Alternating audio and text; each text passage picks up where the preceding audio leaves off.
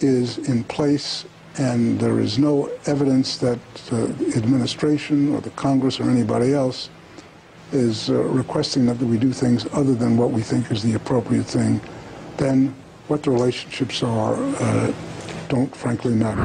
His replacement, Ben Bernanke, echoed this sentiment and its campaign of worthless paper versus the invulnerable commodity, gold. You know, the price of gold today is $1,580. The dollar during these last 3 years was devalued almost 50%. When you wake up in the morning, do you care about the price of gold? Well, I pay attention to the price of gold, but I think it reflects a lot of things. It reflects global uncertainties. I think the reason people hold gold is as a protection against what we call tail risk, really, really bad outcomes. And to the extent that the last few years have made people more worried about the potential of a major crisis, then they have gold as a protection. Do you think gold is money? No. It's not money. Even if it had been money for 6,000 years, somebody reversed that and eliminated that economic law. Well, it's an asset. I mean, it's the same. Would you say Treasury bills are money? I don't think they're money either, but they're a financial asset. Why do central banks hold it? Well, it's a form of reserves. Why don't they hold diamonds? Well, it's tradition, long-term tradition. Well, some people still think it's money. I yield back. My time is up. Thank you. Ben Bernanke's successor, Janet Yellen, Federal Reserve boss, has plunked herself down as the face of the private cartel of banksters masquerading as a federal government agency. Are we still a capitalist democracy, or have we gone over into an oligarchic form of society in which incredible economic and political power now rests with the billionaire class? I don't know what to call our system or how to, I prefer not to give labels, but there's no question that we've had a trend toward growing inequality. We're still in a position where we can't argue that we're extremely overvalued in the marketplace. If we get leveraged types of toxic assets, we have a very serious problem, as 2008 and 1929 showed us. Now, the Wall Street Journal reports the Federal Reserve Bank of New York, once the most feared banking regulator on Wall Street, has lost power in a behind-the-scenes reorganization at the nation's central bank. The Fed's Center of Regulatory Authority is now a little-known committee run by Fed Governor Daniel Tarullo, which is calling the shots and oversight of banking titans such as Goldman Sachs Group and Citigroup. The new structure was enshrined in a previously undisclosed paper written in 2010 known as the Triangle Document. Under the new system, Washington is at the center of bank supervision, exercising control over the Fed's 12 reserve banks, much as the State Department exerts control over embassies. The power shift initiated after the financial crisis and slowly put in place over the past 5 years is more than a bureaucratic change. It influences how the biggest banks on Wall Street are overseen and has begun to affect regulation in unanticipated ways across the Fed system. John Bound for INFOWARS.com.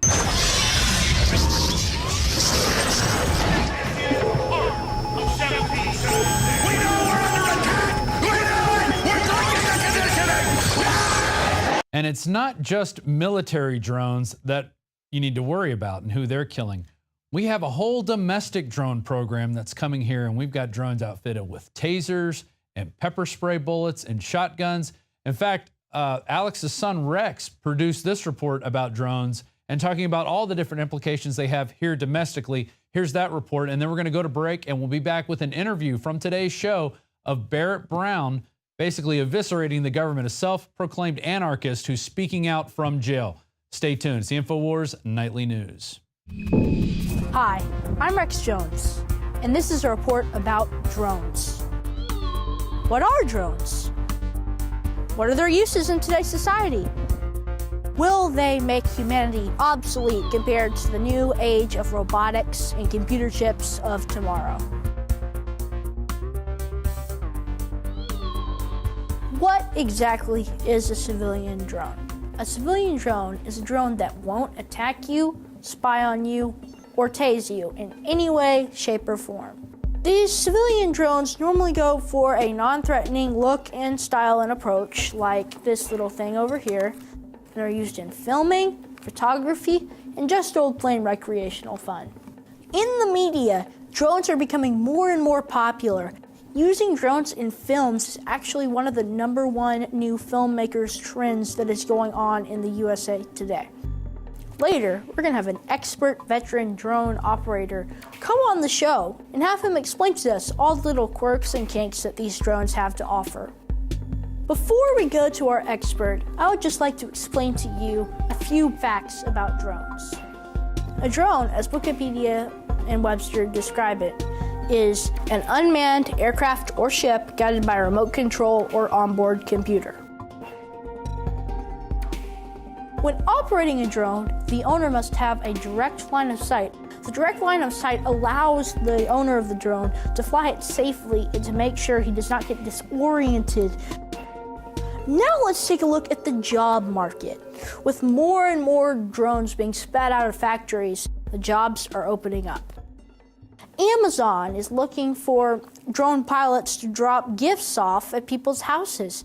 And all sorts of other companies are lining up and making sure they hire for new drone operators. So hey, if you're a hobbyist, you just got a job.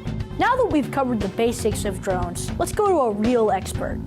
I would like to introduce you to Gerard of I Am Aerial. How does a drone work?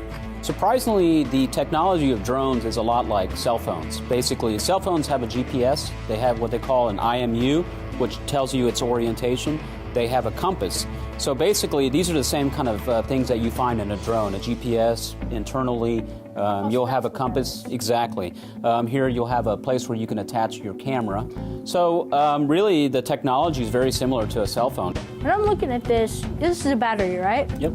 So what makes this so different than the average Duracell D or AA battery you'd buy at Target? First of all, it's a lithium polymer battery, and it's very light and it's very high voltage. So it gives these guys a lot of thrust and gets them up in the air and flying for a good amount of time. Amazon is looking at hiring ex-military personnel to fly drones and deliver packages to their customers. How do you feel about that, and what are some problems there? Well, I think it's a really neat concept. I think a lot of things need to be figured out as far as allowing these drones to travel through cities and buildings, and just being very careful and mindful of where these things go, especially when you lose sight of them. And that's a big thing with flying drones, that you always want to have line of sight. What happens when a drone gets out of control? Like, take this one article, for example. Drone owner located after device lands in family's backyard. There's some obvious concerns about privacy there. Sure. Yeah, and that's a very unfortunate case, and it doesn't happen all the time, but sometimes if the battery runs out or there's some pilot error, the drone will fly away. And fortunately, with a lot of these systems, it's built in what they call return to home. So if, for example, with this remote, if I just power it off, the drone knows to automatically come back to the point where I launched it from, because it's locked in by the GPS. The government has started to put kill switches into these drones to where it's in the firmware to restrict drone usage in certain areas. If I was flying this drone near the White House or any other top secret government area, it would immediately fall out of the sky or just return to home. The most important thing, I think it's a safety issue. And for example, if you try to fly these drones within 5 miles of an airport, you can literally be flying and it's almost like it hits a brick wall and it will just not go into that airspace. And it's designed for a reason, right? We don't want drones in the airspace of planes and all that kind of stuff. But the problem with that is that when we come out with, like, how Google's always talking about smart cars and smart planes that will self-drive. Right. The problem is, what would happen if the firmware was in those as well? And one day, if it was in a computer chip that could be implanted into humans. So there's concerns there about the government regulating everything. Yeah, absolutely. Gerard, it was great to have you here. Thank you, Rex. Appreciate it. In this chilling commercial put out by the Pennsylvania Tax Committee, they brag about how they might use drones to track us and spy on us. They claim that they would only use it on tax cheats, but what if you were a government dissident? It's easy. Pay online by June 18th, and we'll skip your penalty and take half off your interest. Because, Tom, we do know who you are. Now that we're done with consumer drones, it's time to move on to military and law enforcement drones. These drones go from tiny nano spy drones that they're using in Iraq to track criminals to the giant Reaper drones, which can fire 4 Hellfire missiles raining down on villages. Let's go through a few INFOWARS.com articles about the drone threat today. U.S. drone kills 4 Al-Qaeda suspects, not confirmed, in Yemen. Says here, a U.S. drone killed 4 suspected Al-Qaeda militants in the northeast Yemen on Monday morning, officials and tribesmen said. I wonder how many other people got hurt by the shrapnel in the blast, because this was in a village. This was not out in the middle of nowhere. Now let's look at the law enforcement side of things. Riot control drone to shoot pepper spray bullets at protesters. How nice. For decades now, riot control has always been a government must-have. There are a lot of these riot control drones, and I want to go to another one, a DHS-funded taser drone that was launched right here in Texas. Montgomery County in Texas spent $250,000 on a taser drone that can follow a suspect and shoot 4 barbed electrodes that can be shot at a distance of 100 feet, delivering neuromuscular incapacitation to the victim. I think that this is a very proactive way to steal our rights. Well, we've learned a lot about drones today, but that's not all. Go online and be active and find more knowledge. INFOWARS.com isn't a bad place to start either. So, have fun. I'm Rex Jones, reporting for INFOWARS.com.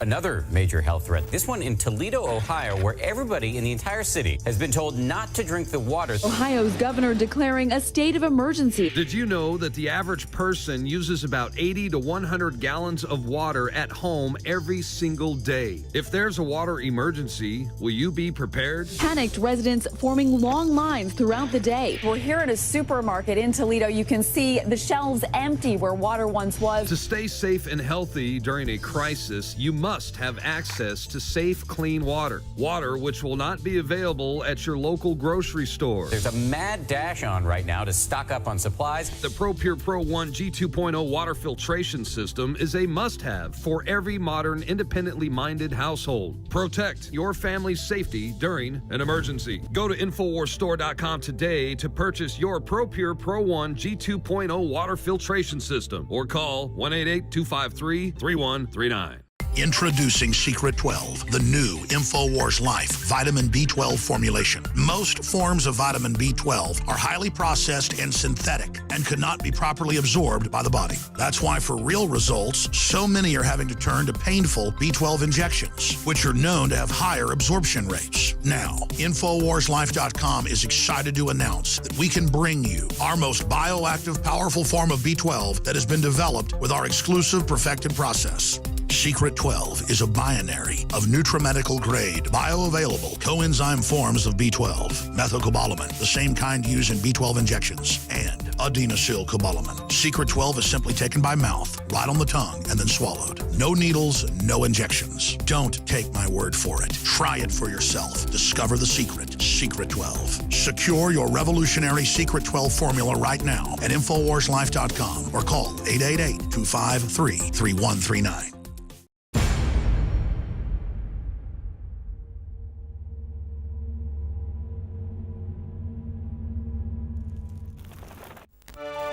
Barrett, I wanted to give you a chance to talk to the public. We talked about your comments to the judge saying that this isn't about the rule of law anymore. We now have the rule of law enforcement. Tell us what you want to tell us about your trial now that the gag order has been taken off. Well, the first thing I should mention is that aside from what I put forth in the article for the Daily Beast about a month ago, and aside from what I'll tell you about today, the great majority of the things that people need to know about the trial are still sealed. And that should continue for about 6 months. So in addition to all the very egregious things that have happened, there's a great deal more that's still not